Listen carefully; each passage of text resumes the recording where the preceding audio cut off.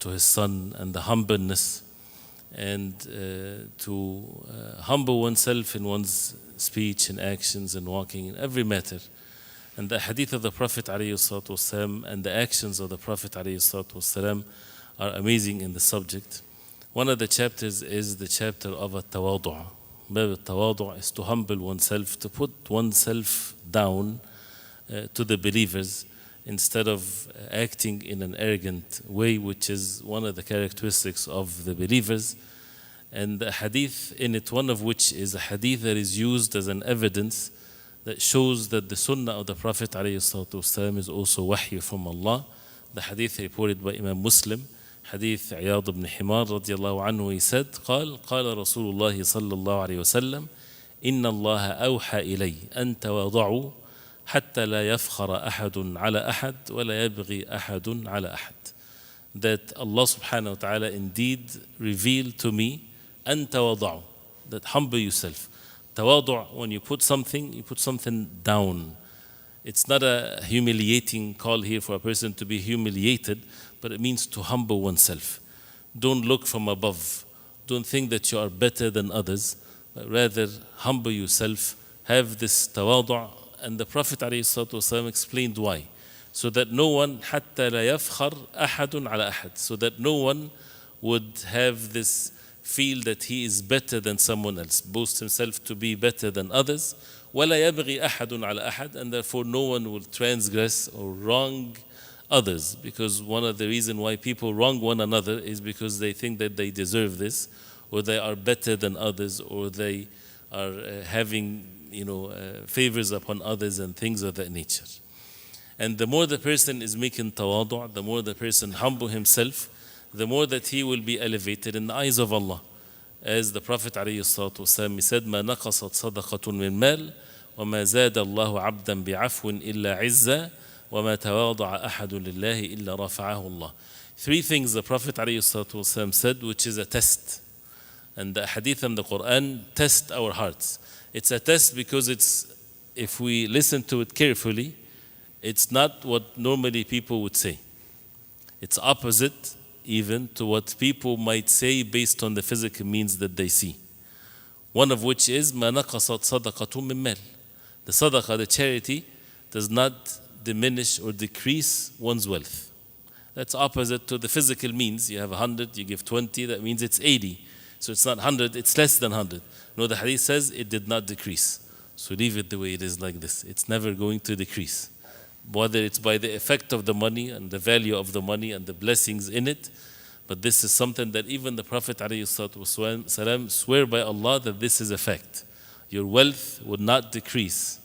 What you have, and al-mal is what's something that has value to it.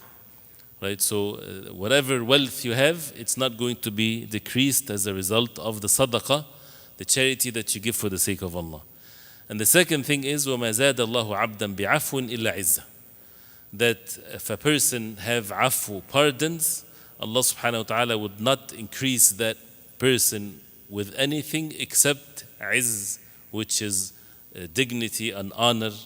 Opposite to what people might think when they forgive, they think that they might be humiliated as a result of forgiveness. If you pardon someone that wronged you, not pardoning someone that did not do anything bad to you. No, someone did something bad to you. And you know that forgiving, it will bring something better. Like especially when people are living together, husband, wife, things like this, even if they are divorced.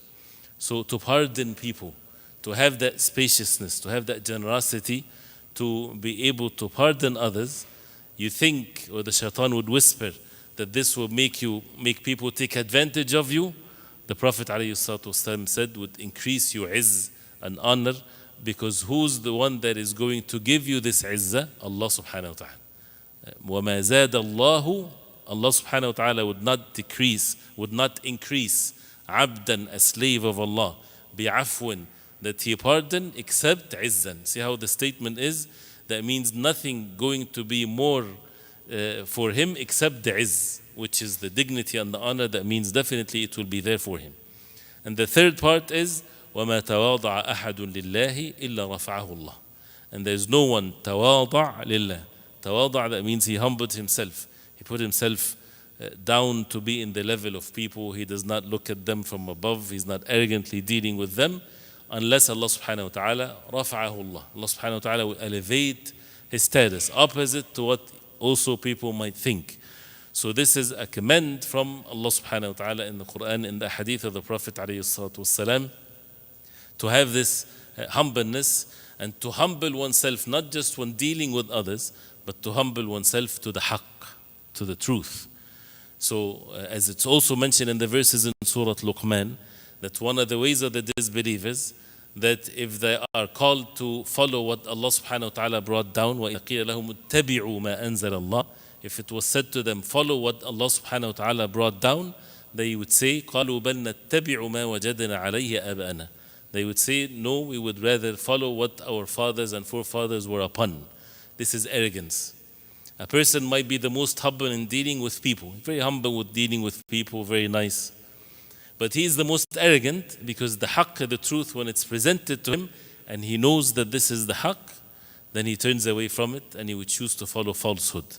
He's not mutawada, he's not humbled. So he is arrogant because he rejected the haqq, the truth. So to have the tawadu' when it comes to the haqq, to the truth, and to have the tawadu' while dealing with others, as you see always in these matters, there's the rights of Allah and the rights of the human beings, and it's all acts of obedience and worship to Allah subhanahu wa ta'ala. So we ask Allah subhanahu wa ta'ala to make us among those who listen and follow the truth. May Allah subhanahu wa ta'ala bless our gatherings with the deen of Allah subhanahu wa ta'ala and the humbleness. Wa sallallahu wa sallam wa baraka ala Muhammad wa sahbihi wa sallam. Jazakumullahu khairan.